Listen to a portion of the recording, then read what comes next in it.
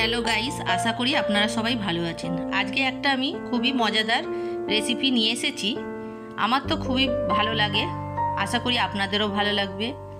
এরকম একটা হাড়যুক্ত মাংস নিয়েছি, নিয়ে এটাকে ভালো করে আমি এরকম একটা হাতুড়ি নিয়ে নিচ্ছি, এটা ভালো করে ঠুকে নিচ্ছি। তো এর উপরে আমি একটু পেঁপে বাটা দিয়ে দিলাম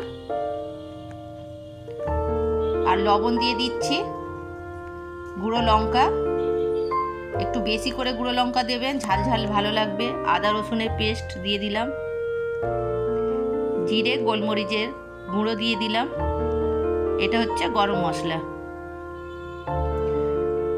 ওপর থেকে একটু দই দিয়ে দিলাম। ভালো করে এটা ম্যারিনেট করে রাখতে হবে। 2-3 ঘন্টা ম্যারিনেট করে রাখবেন আর হালকা আঁচে ভাজবেন। দারুণ খেতে, বাড়ির সকলেই পছন্দ করবে। ওপর থেকে একটু সর্ষের তেল দিয়ে দিলাম আর একটু জলজিরা বা চাট মশলা আপনারা ব্যবহার করতে পারেন। ভালো করে এটাকে মিশিয়ে রেখে দিচ্ছি।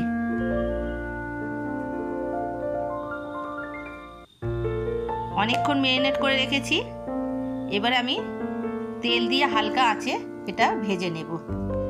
সর্ষের তেল দিয়ে আমি ভাজছি, দারুণ লাগবে খেতে, টেস্ট ভালো হবে, বাড়িতে সবাই পছন্দ করবে। অবশ্যই বাড়িতে একবার ট্রাই করবেন। হালকা